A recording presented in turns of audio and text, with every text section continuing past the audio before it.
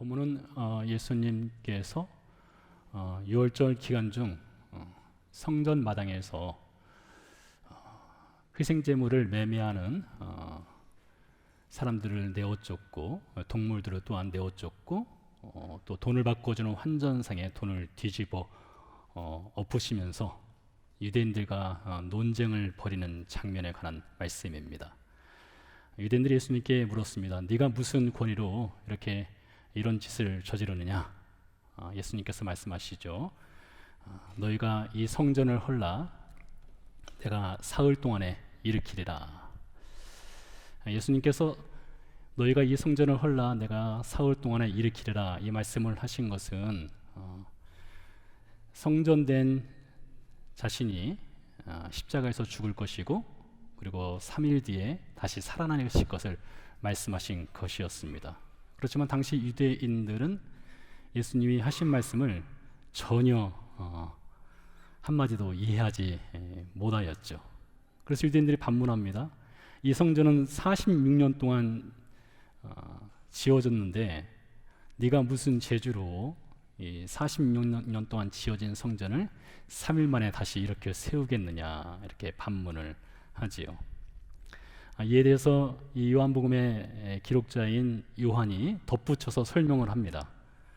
예수님께서 사흘 동안의 성전을 다시 일으켜 세우시겠다 말씀하신 것은 돌과 나무로 건축된 성전을 말씀하신 것이 아니라 성전된 자기 육체를 가리켜 말씀하신 것이다. 이 말씀을 덧붙여서 이야기를 합니다. 그래서 요한복음 2장 19절에서 22절 이 말씀의 키워드라고 할 수가 있는 것은 예수님은 성전이시다 이것이 되겠습니다. 예수님은 성전이시다. 이 예수님이 성전이시라는 것을 우리가 예배라는 관점에서 구약과 신약을 오고 가면서 좀 살펴볼 필요성이 있다 싶습니다. 아마 신구약 성경에서 예배에 관해서 가장 중요한 성경 구절 하나를 선택하라면 많은 것 중에 하나는 요한복음 4장 23절일 것입니다. 아버지께서는 참되게 예배하는 말이 잘 안 나오네요. 다시 읽어보겠습니다.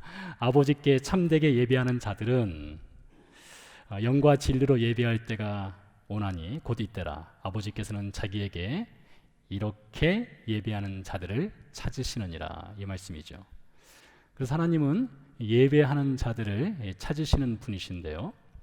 예배 시간이라고 하는 것은 땅의 예배자들과 하늘의 하나님이 만나는 시간입니다. 좀 더 정확히 말씀드리면 하늘의 하나님께서 땅의 예배자를 찾아 땅으로 내려오시는 시간, 찾아오시는 시간, 임재하시는 시간이 예배 시간인 것입니다. 그런 여러분, 지금 우리가 이 예배를 드리는 이 시간에 분명한 사실 하나는 하나님께서 우리 가운데 임재를 하신다는 것이죠. 온라인으로 예배를 드려도 마찬가지입니다. 여러분들께서 집에서 예배를 드려도 하나님께서는 그 집 가운데 하나님의 영광으로 이렇게 임재를 하신다는 것이죠. 하나님의 임재하심과 찾아오심을 성경을 통해서 찾아보면 창세기 1장에서 3장 사이에서 많은 증거들을 발견할 수가 있습니다. 학자들은 이야기하기를 창세기 1장 3장 에덴 동산 이야기가 아니겠습니까? 이 에덴 동산은 하나의 성전이었다. 하나의 예배 장소였다. 이렇게 이야기를 할 정도인데요. 에덴 동산은 하나님의 임재가 있었던 현장입니다. 그래서 에덴 동산 이야기를 보면 하나님께서 아담을 자주 찾아오십니다. 그리고 아담과 대화를 나누셔요. 하나님의 임재가 예배자인 아담에게 있었던 것이죠. 심지어 아담과 하와가 범죄하고 나서 동산 어딘가에 숨어 있을 때 하나님은 그 범죄한 아담과 하와조차도 찾아오셨습니다. 그래서 여러분, 예배라고 하는 것은요, 무슨 거룩한 사람들만 예배를 드릴 수 있는 것이 아닙니다. 오히려 예배 현장에는 죄인들이 많습니다. 죄를 지었어도 예배를 드릴 수 있어요. 하나님은 죄인의 예배도 받으십니다. 아담이 죄를 지었지만 하나님은 아담을 찾아오시죠. 누가복음 18장에 보면 죄인의 대명사인 세리가 하나님의 성전에 와서 하나님께 기도할 때 하나님은 그 죄인의 기도를 들으시죠. 그런 여러분, 의로운 사람만 하나님을 예배할 수 있는 것이 아니라 죄를 지었어도 하나님께 예배를 드릴 수 있고 하나님은 그 죄인의 예배도 받으신다는 것입니다. 그래서 창세기 3장 8절에 보니까 이런 말씀이 있습니다. 그들이 그날 바람이 불 때 동산에서 거니시는 여호와 하나님의 소리를 듣고 아담과 하와가 숨어 있을 때에 하나님이 아담과 하와를 이렇게 찾아오셨어요. 창세기 3장 이후에 보면 아담과 하와가 타락을 해서 이제 하나님께서 그들을 에덴 동산에서 추방하지 않습니까? 그리고 추방하고 나서 에덴 동산으로 들어오는 동쪽 입구를 불칼과 그룹이라고 하는 영적 존재들을 통해서 막아버립니다. 에덴 동산으로 들어오는 길을 완전히 차단시켜 버리죠. 그렇지만 하나님은 에덴 동산은 막았지만 예배의 길은 막지 않으셨습니다. 이게 굉장히 중요한 포인트입니다. 창세기 4장에 그것을 증명하는데요.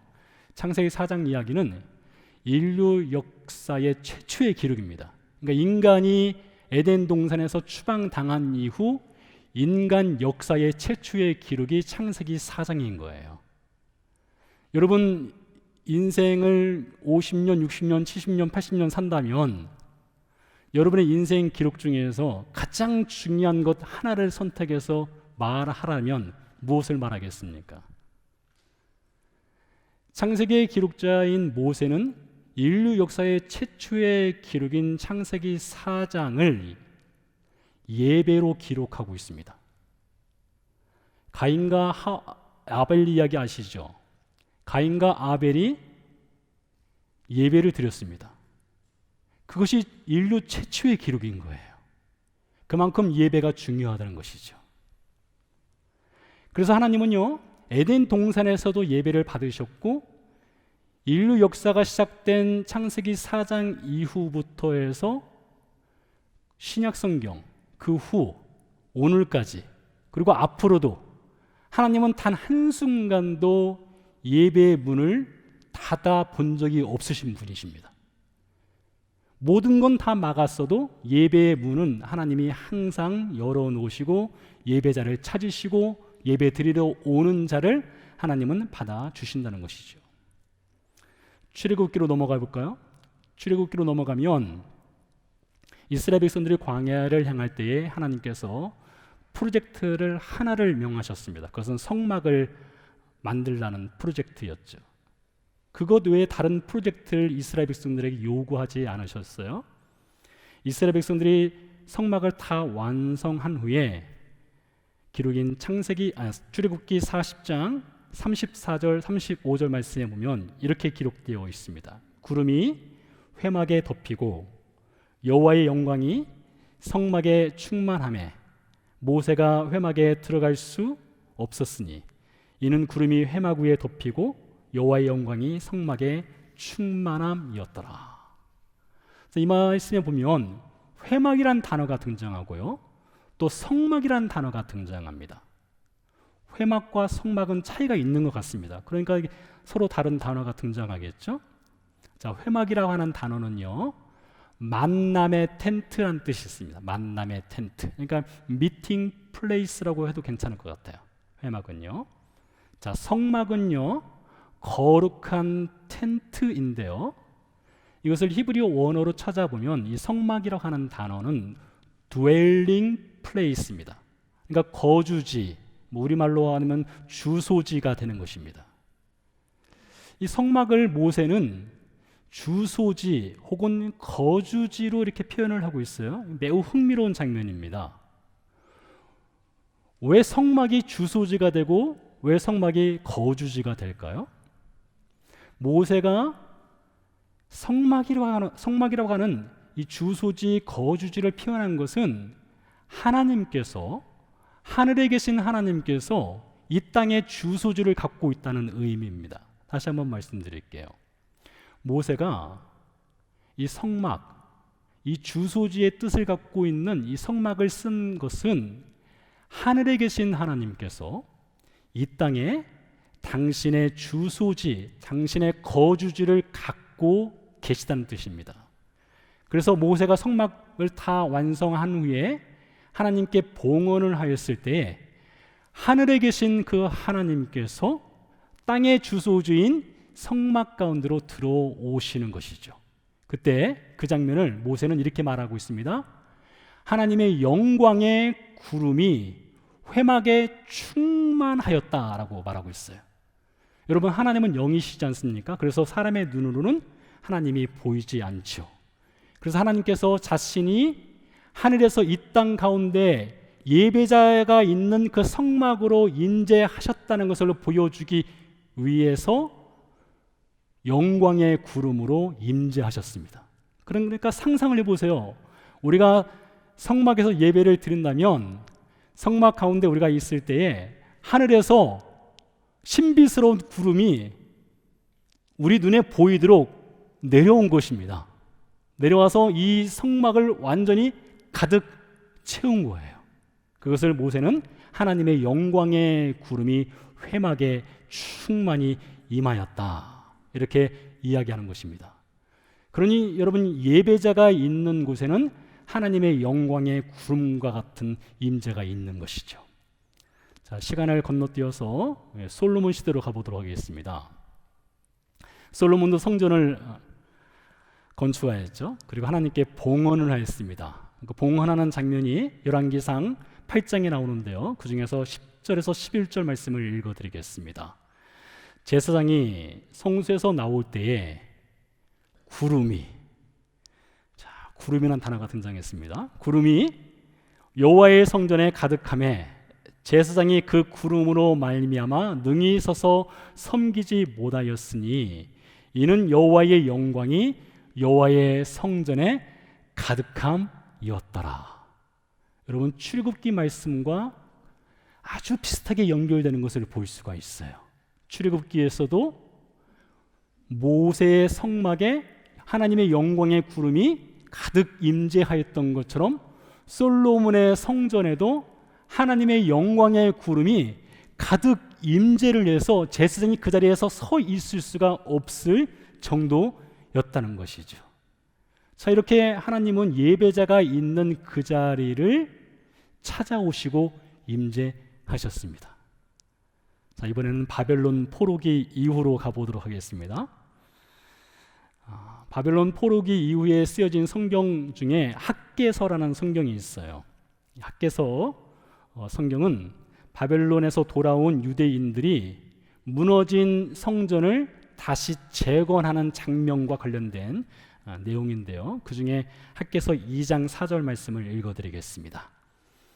그러나 여호와가 이르노라, 수룹바벨아 스스로 굳세게 할지어다. 여호사닥의 아들 대제사장 여호수아야 스스로 굳세게 할지어다.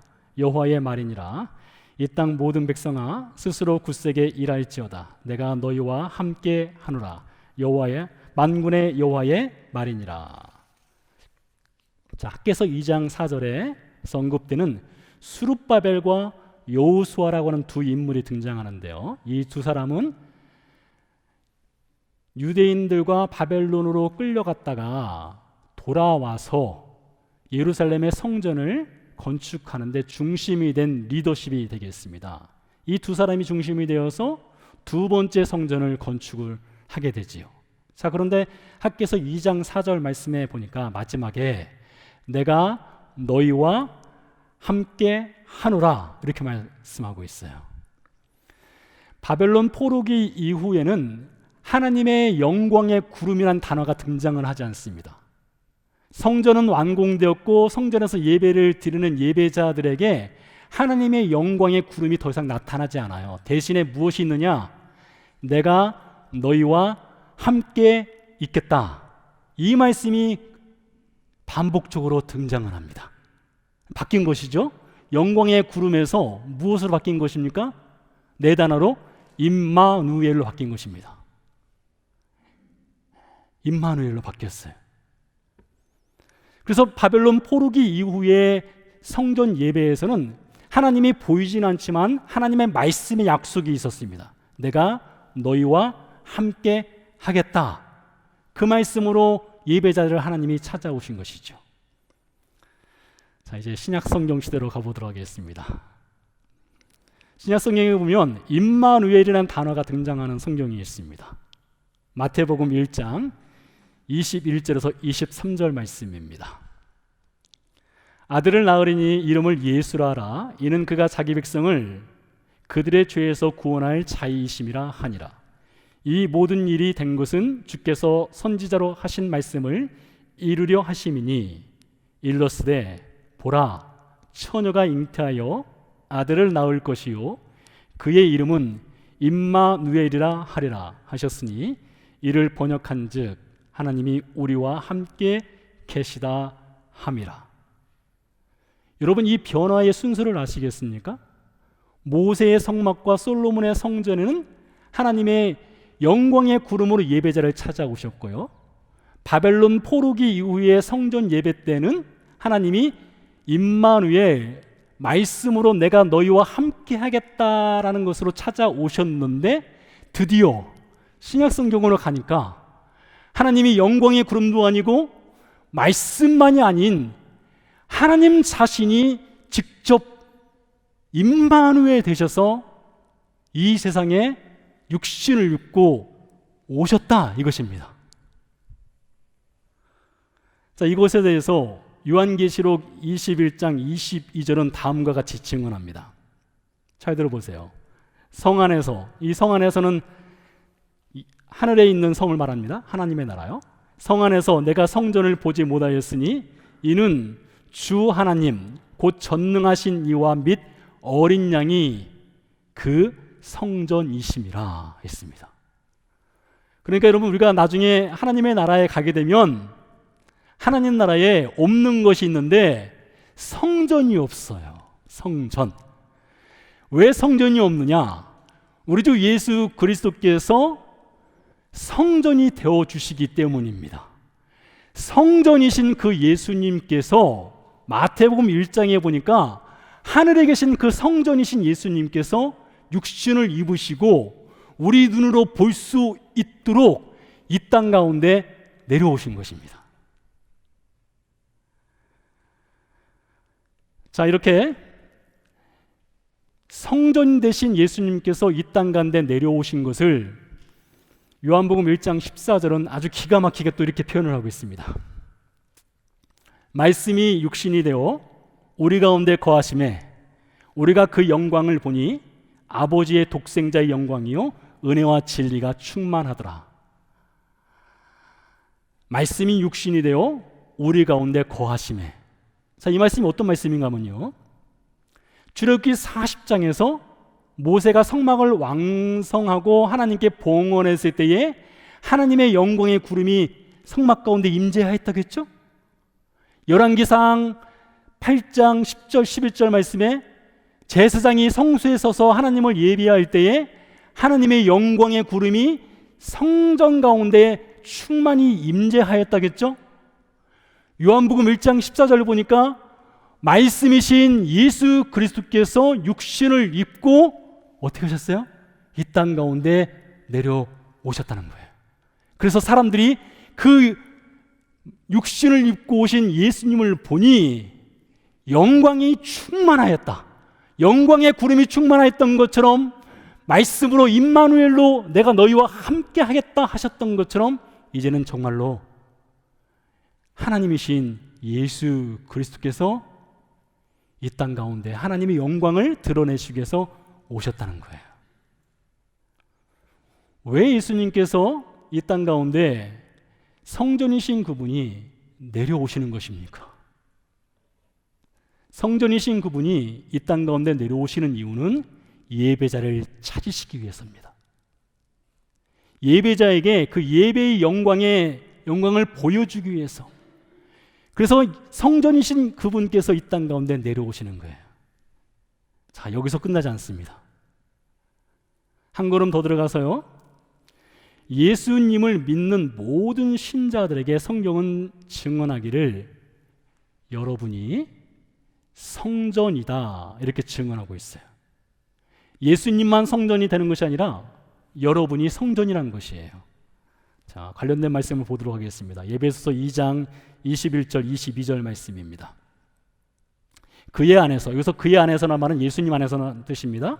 그의 안에서 건물마다 서로 연결하여 주 안에서 성전이 되어가고 너희도 성령 안에서 하나님이 거하실 처소가 되기 위하여 그리스도 예수 안에서 함께 지어져 가느니라.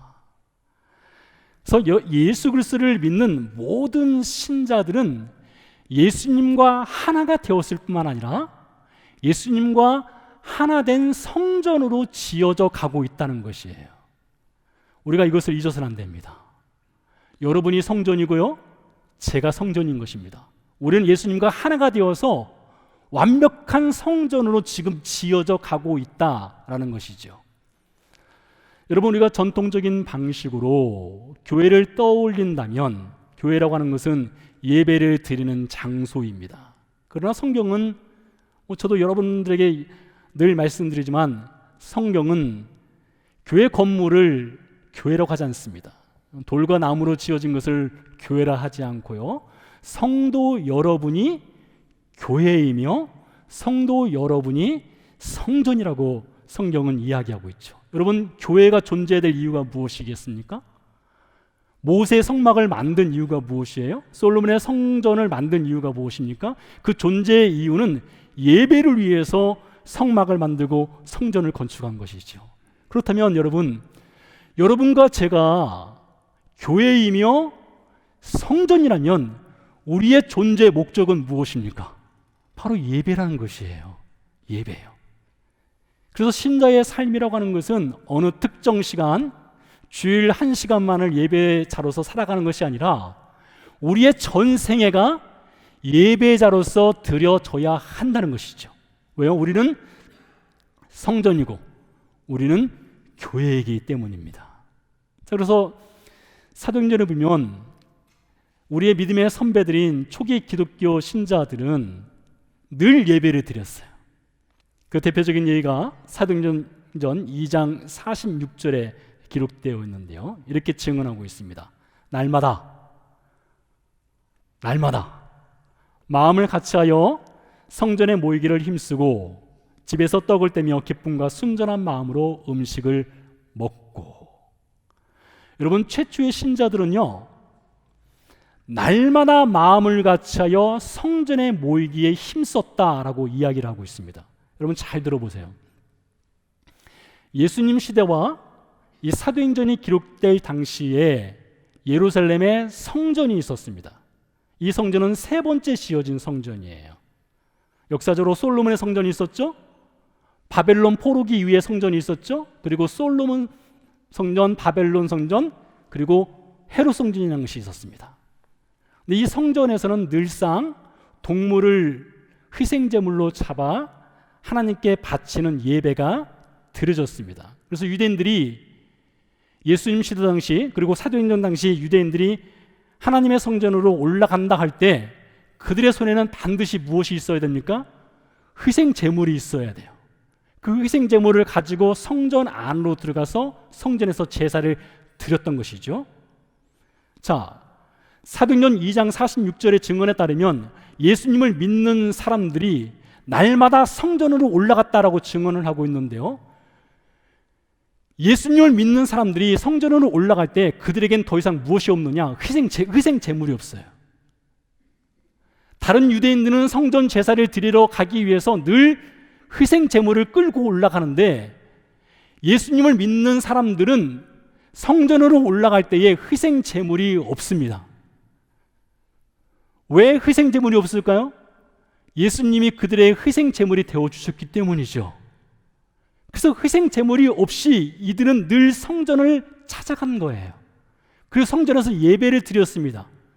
그러니 이 예수님을 믿는 사람들은 성전으로 올라간다 하더라도 성전의 그 중심부라고 할 수 있는 그 번제단 앞쪽까지는 다가갈 수가 없습니다. 왜 그런가 하면 이 성전의 번제단으로 가려면 반드시 희생제물이 필요합니다.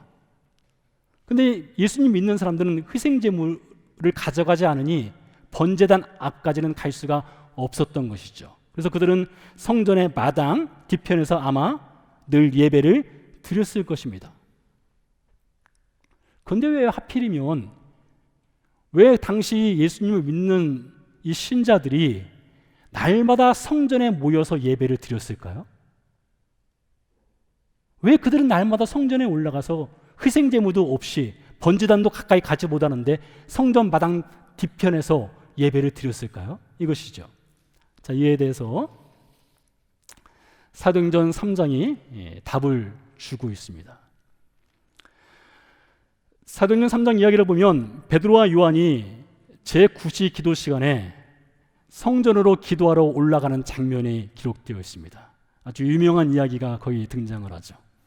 이들이 성전으로 올라가기 위해서 미문 뷰티풀 게이트를 통과하고 있을 때에 거기에 앉아 있었던 한 사람이 있었습니다. 그 사람은 나이가 42세 된 사람인데 장애가 있어서 한 번도 걸어보지 못한 사람이었습니다. 성경은 증언하기를 태어나서 한 번도 걸어본 적이 없다. 그러니까 이 사람은 태어날 때부터 걷지 못하는 장애를 갖고 태어난 것이죠. 그래서 그는 그 미문에 앉아서 성전으로 들어가는 사람들로부터 구걸하여 생활하는 사람이었던 것이죠. 베드로와 요한이 미문을 통과해서 들어갈 때에 늘상 그 자리에서 구걸하던 이 사람이 손을 내밀어서 구걸을 하였습니다. 그때 베드로가 아주 멋지고 유명한 말 하지 않습니까? 은과 금은 내게 없거니와 내게 있는 것으로 내게 주노니 곧 나사렛 예수 그리스도의 이름으로 일어나 걸어라 하면서 그의 손을 잡아서 일으켜 세웠습니다. 그때 그 사람의 발에 힘이 들어가고 이 사람이 뛰기도 하며 걷기도 하며 어디로 달려 들어갔어요? 성전을 향해서 다른 질 쳐서 들어갔다라고 되어 있습니다. 여러분 그 장면을 상상해 보세요. 성전 밖에 있는 미문에 앉았던 사람이 예수 그리스도의 이름으로 일어나서 펄쩍 뛰어오르더니 이 사람이 성전을 향해서 돌진을 한 겁니다. 상상을 해보세요. 근데 이 사람에게 뭐가 없어요?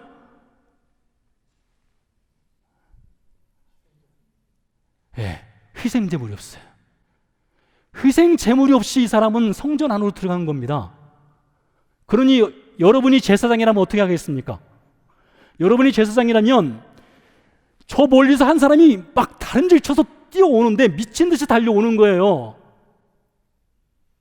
미친 듯이 달려오는데 성전의 번제단을 향해서 뛰어오는 것입니다. 그런데 성전의 번제단으로 오려면 무엇이 필요해요? 희생제물이 반드시 필요하거든요. 그런데 이 미친 사람이 아무튼 막 뛰어 들어오니까 성전의 제사장이 어떻게 했겠어요? 그를 가로막았겠죠. 왜요? 희생제물 없이는 이 선을 넘어가지 못한다, 이거였겠죠. 근데 여러분 그거 아세요? 오늘 이 사람은 태어나서 처음으로 하나님의 성전을 방문하는 사람입니다. 오늘 이 사람은 태어나서 처음으로 하나님께 예배를 드리는 사람입니다. 근데 그는 희생제물이 더 이상 필요하지 않은 사람입니다. 왜요? 그는 예수 그리스도의 이름으로 일어나 걸은 사람입니다. 예수 그리스도께서 그에게 이미 희생제물이 되어주신 인물이에요. 그렇기 때문에 이 사람은 성전의 번제단으로는 들어가지 못했지만 성전 마당 뒤편에 서서 자신을 위해서 유월절 희생양이 되신 그 예수 그리스도의 피를 의지하여서 감사의 예배를 드린 사람이란 것이죠. 자, 그렇다면 이제 사도행전 2장 46절 말씀에서 예수 그리스도를 믿는 신자들이 날마다 성전으로 올라간 이유를 우리는 찾아낼 수 있습니다. 왜 이들이 성전 번제단으로 가까이 가지 못함에도 불구하고 왜 이들은 성전으로 날마다 올라갔을까요? 성전으로 올라갈 때마다 이들은 기억하는 것이 있습니다. 그들의 손에는 희생제물이 없지만은 예수 그리스도께서 십자가에서 죽으신 그 사건을 통해서 예수님께서 그들의 유월절 희생양이 되셨다는 것을 믿음으로 고백하고 예수님의 피를 의지해서 이들은 날마다 성전으로 올라간 것입니다. 그래서 그 돌과 나무로 건축된 그 성전을 볼 때마다 예수님을 믿는 신자들은 돌과 나무가 보이는 것이 아니라 예수님의 피 흘리심과 예수님의 십자가와 예수님의 그 피가 자신들의 죄를 속죄하였다는 것이 보이는 것이에요. 그래서 날마다 성전으로 올라가면서 당시 예수님 믿는 사람들은 그 성전을 통해서 예수 그리스도의 희생을 기억하고 예수님의 핏값으로 그들이 늘 모여서 예배를 드리게 된 것이죠. 그러니 여러분이 지금 이 자리에서 예배를 드리는 이 시간은 어떤 시간이냐? 예수님의 핏값으로 우리가 예배의 티켓을 받은 거예요. 예수님의 핏값으로 우리가 예배의 티켓을 받고 그 핏값으로 우리가 예배를 드리고 있다는 것이죠. 자, 또 사도행전 2장 46절을 말씀을 다시 가서 보면 이들이 성전에서만 예배를 드린 것이 아니라 날마다 집에서도 예배를 드렸다. 집에서 교제하고 떡을 떼고 기도하였다. 이런 표현이 등장하지 않습니까? 성전에서만 예배 드린 것이 아니라 집에서도 예배를 드렸습니다. 재미있는 사실은요, 예루살렘뿐만 아니라 유대 전 지역, 이스라엘 전 지역은 고고학적 유물들이 굉장히 많은 지역입니다. 역사적으로 전쟁도 많았었고 그 안에는 성경과 관련된 많은 고고학적 유물들이 발굴되고 있어요. 그런데 고고학적으로 이스라엘 전체를 발굴을 다 해봐도 1세기부터 3세기까지, 그러니까 흔히 우리가 얘기하는 초대교회 시대 당시에 교회 건물은 하나도 발견된 것이 없습니다. 그러니까 우리가 보는 이런 유형의 교회 건물이 하나도 발견된 것이 없어요. 가장 오래된 교회 건물은 주후 3세기 말에서 4세기 초의 것이 가장 오래된 교회 건물입니다. 그러니까 그 전에는 예수님을 믿는 신자들이 날마다 성전에 올라가서 예배를 드렸고 또 날마다 그들의 집에서 예배를 드렸기 때문에 유형의 건물이 발견되지 않았다는 것이죠. 자, 여기서요, 이들이 성전에서 예배를 드리고 집에서 예배를 드렸다는 이 두 가지 사실을 통해서 우리는 코비드 이후에 우리 교회의 예배가 나아갈 방향에 대해서 우리가 중요한 것 하나를 배울 수가 있습니다. 예배 장소라고 하는 것은요, 컨텍스트입니다. 컨텍스트. 이 컨텍스트라고 하는 예배 장소는 성전이 될 수도 있고요, 집이 될 수도 있고요, 차 안이 될 수도 있고요, 어떤 다른 공간이 될 수 있습니다. 그러니까 이 컨텍스트는 항상 바뀔 수 있어요.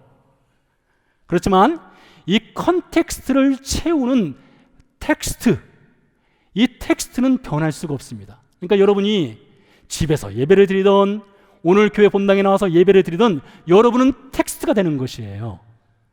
교회 건물은 뭐가 되는 것입니까? 컨텍스트가 되는 것이에요. 그래서 여러분이 이번 주에는 예배당에 나와서 예배를 드리고 다음 주는 여러분들이 집에서 예배를 드리면 그 자리는 컨텍스트가 되는 것이죠. 그러나 예배자 자체는 바뀌는 것이 아닙니다. 예배자는 그대로 있는 것이에요. 여러분이 달라지지는 않는다는 것입니다. 그래서 예배자는 어떤 컨텍스트든지 어떤 상황이든지 예배자는 예배자로서 살아가는 것이에요. 왜요? 여러분은 성전이고요, 여러분이 교회이기 때문이죠. 신구약 성경에서 가장 중요한 성경의 두 구절을 선택하라면 여러분은 어떤 성경 구절을 선택하시겠습니까? 여러분, 복음 중에 복음 하면 어떤 구절이죠? 신약과 구약 성경 중에서요? 아마 여러분 대부분이 요한복음 3장 16절을 이야기할 것입니다.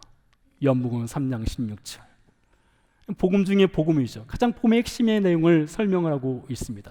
근데 이 요한복음 3장 16절을 이 가장 중요하다라고 하는 이 복음의 내용을 예수님은 밤에 찾아온 니고데모라고 하는 사람에게 전하였죠. 이 니고데모라고 하는 사람은 성경에 등장하는 많은 인물들 중에 가장 성공한 인물이라고 할 수가 있는 사람입니다. 그런데 그에게는 복음이 없었습니다. 복음이 없다는 것은 살아있으나 죽은 자와 같은 것이죠. 하나님의 진노 아래 놓인 인생입니다. 그래서 예수님께서는 요한복음 3장 16절의 복음을 살았으나 죽어있는 이 니고데모에게 전해 주었습니다. 자, 성경의 가장 중요한 구절 또 하나를 선택하라면 요한복음 4장 24절 말씀입니다. 내용은 이렇습니다. 하나님은 영이시니 예배하는 자가 영과 진리로 예배할지니라. 자, 이 말씀은요, 예수님께서 사마리아 수가성 여인에게 주신 메시지인데요, 니고데모와 사마리아 수가성 여인의 삶의 컨텍스트를, 이 상황을 비교해 보시기 바랍니다. 니고데모는 남자입니다. 사마리아 수가성 여인은 여자입니다. 니고데모는 이름이 있습니다. 그러나 이 여인은 이름이 없습니다. 니고데모는 성공했습니다. 이 여인은 실패한 여인입니다. 니고데모는 유대인입니다. 이 여인은 사마리아 사람입니다. 니고데모는 정치 권력이 있습니다. 그러나 이 여인은 아무 힘도 없습니다. 니고데모는 밤에 예수님을 찾아왔습니다. 이 여인은 한낮 대낮에 예수님을 찾아왔습니다. 무엇보다도 니고데모는 예루살렘에 뿌리 깊은 전통이 있는 성전에서 예배를 마음껏 드릴 수 있는 사람입니다. 그러나 이 여인은 그리심산이라고 하는 유대인들이 인정하지 아니하는 예배 자리에서 예배를 드리는 여인입니다. 이 두 사람의 삶의 컨텍스트를 비교하면, 상황을 비교하면 니고데모는 완벽에 가까운 삶의 상황 속에서 살아가는 사람이고요, 이 여인은 완전히 실패한 상황 속에서 살아가는 여인이죠. 그러나 니고데모에게 무엇이 없었다고요? 그 사람에게는 복음이 없었습니다. 그래서 예수님께서 그에게 구원의 복음을 전해 주었습니다. 자, 요한복음 3장에서 구원의 복음을 들은 니고데모가 요한복음 4장으로 넘어가는 것입니다. 지금 제가 드리는 말씀을 잘 이해하시는지 모르겠어요. 여러분이 이해하지 못한다면 그건 제 문제입니다. 자, 요한복음 3장에서 니고데모가 복음을 듣지 않습니까? 그리고 나서 이 성경의 기록자인 요한은 요한복음 4장의 예배를 이야기하고 있어요. 이게 무슨 의미가 있느냐? 여러분이 복음을 받았으면은, 니고데모처럼 예수님을 만나서 복음을 받았으면 요한복음 4장의 예배자의 삶으로 나가야 한다는 것이에요. 요한복음 3장은 반드시 4장으로 나가야 되는 것이에요. 니고데모가 복음은 받았지만은 요한복음 4장 그 예배자의 자리로 나가지 않으면 그가 정말로 복음을 믿는 사람이라고 할 수가 없는 것이죠. 자, 요한복음 4장 이야기, 사마리아 수가성 여인의 삶의 상황, 이 컨텍스트는 니고데모에 비해서 초라하기 끝이 없죠. 정말 초라한 여인입니다. 근데 무엇보다도 이 여인은 어디에서 예배를 드려야 합니까? 라는 예배의 자리라고 하는 그 컨텍스트, 상황에 얽매여 있는 여인입니다. 그러한 여인에게 예수님이 말씀하셔요. 성막이나 성전이나 회당이나 예루살렘이나 그리심산이라고 하는 예배의 자리라고 하는 컨텍스트가 중요한 것이 아니라 너는 예배자로 그 자리를 지키고 있느냐, 그것을 예수님은 이 여인에게 묻습니다. 그런 여러분의 예배의 자리가 교회가 될 수도 있고 집이 될 수도 있고 어떤 장소가 될 수도 있습니다. 그래서 그 자리에서 여러분은 과연 예배자로서 살아가고 있느냐, 그 질문을 예수님이 하신다는 것이죠.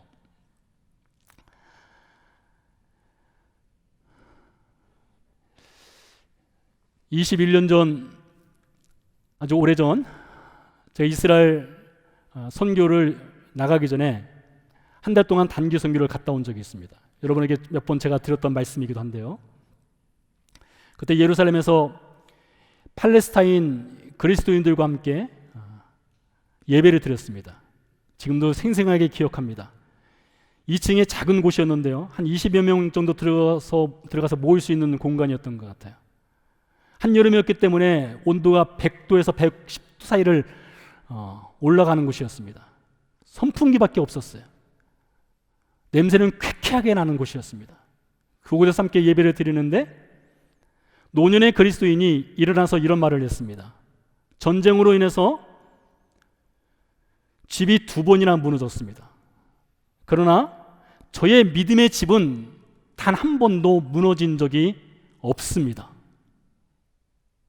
그의 삶의 컨텍스트는 여러 번 무너져 내린 거예요. 그러나 그의 예배자의 삶의 자리는 한 번도 무너져 본 적이 없다는 것이죠. 여러분, 교회에 오셔서 이 예배 자리에서 우리는 예배를 드리면서 조명과 음향과 의자와 에어컨, 이런 컨텍스트로 인해서 우리는 편안함을 누리면서 예배를 드릴 수도 있고 때로는 불편하게 예배를 드릴 수도 있을 것입니다. 예배의 컨텍스트라고 하는 것은 언제나 바뀔 수 있습니다. 우리를 불편하게 할 수도 있고 우리를 편하게 할 수도 있습니다. 이것이 어쩌면 우리가 앞으로 맞이하게 될 코비드 이후의 상황일 것입니다.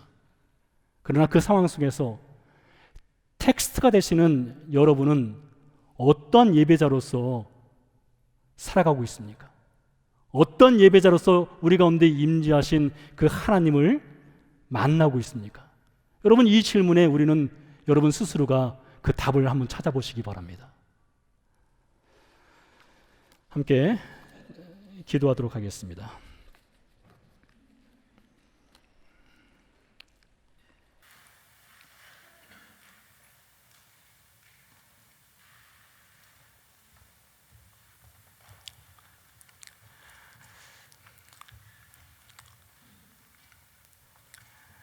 우리의 삶의 여러 상황들은 끊임없이 바뀔 수 있고 변화될 수 있고 달라질 수 있습니다. 그러나 성전으로 부르심 받은 그리스도인, 교회 예배자로 부르심 받은 그리스도인이나 하는 그 정체성 자체는 변할 수 없는 것입니다. 그래서 우리의 삶의 상황이 어떠하든지, 삶의 자리가 어떠하든지 그 자리에서 예배하는 예배자는 늘 주님의 임재하심 속에서 예배를 드릴 수 있습니다. 집에서 예배를 드리십니까? 예배당에서 예배를 드리십니까? 혹은 차 안에서 예배를 드리십니까? 어느 곳에서 예배를 드리든지 우리는 어떤 예배자로서 하나님을 만나고 있습니까? 잠시 조용히 묵상으로 기도하도록 하겠습니다.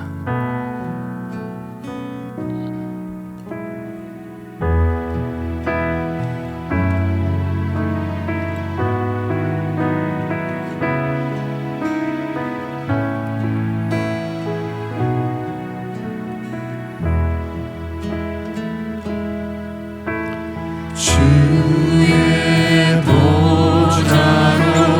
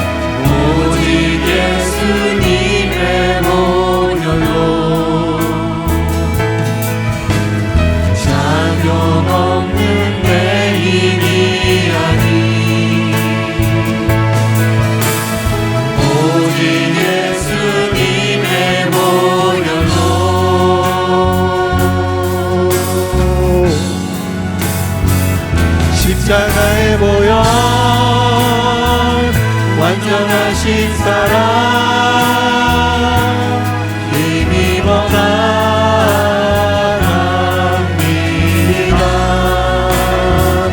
십자가의 보혈 완전하신 사랑 힘입어 예배합니다.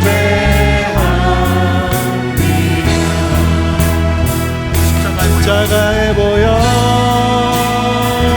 완전하신 사랑 힘입어 나갑니다.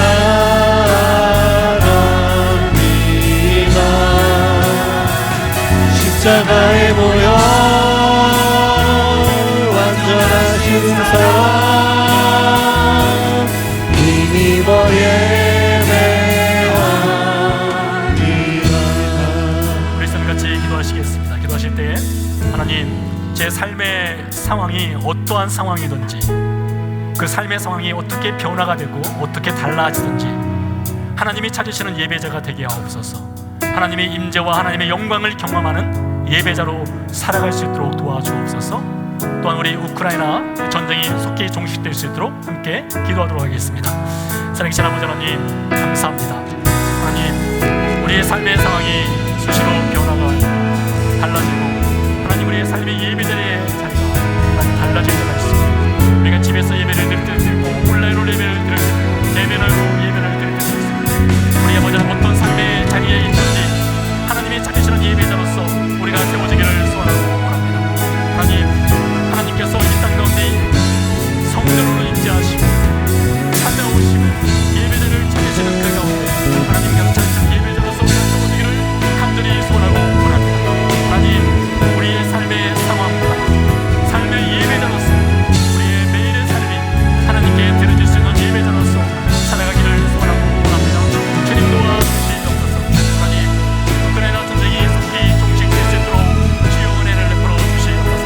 날마다 들려오는 전쟁의 소문으로 인해서 많은 사람들이 수많은 희생이 사람들의 희생을 당하고 하나님, 그 땅 가운데 속히 평화가 임할 수 있도록 도와주셨고 하나님, 하나님께서 주정자들을 불쌍히 여기시고 그들의 경험과 그들의 악함을 내려놓고 하나님, 평화를 위해서 예수께 하시고 조카를 내려놓고 그 땅 가운데 주여 평화가 속히 찾아오시도록 주여 도와주시옵소서. 살아계신 아버지 하나님, 예배의 자리는 날마다 변할 수 있고 다가오는 코비드 이후에 우리의 예배의 형태와 예배의 방식이 어떻게 달라진다 하더라도 예배자라는 사실, 성전이라는 사실, 교회라는 사실, 예수님께 구원받은 신자라는 사실, 그 사실만으로 우리가 어느 곳에 있든지 하나님께서 차리시는 예배자가 될 수 있도록 주여 은혜 베풀어 주시옵소서.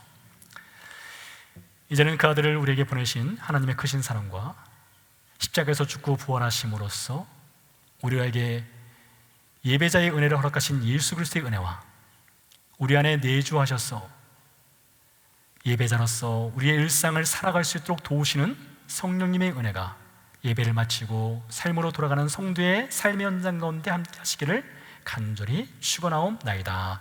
아멘.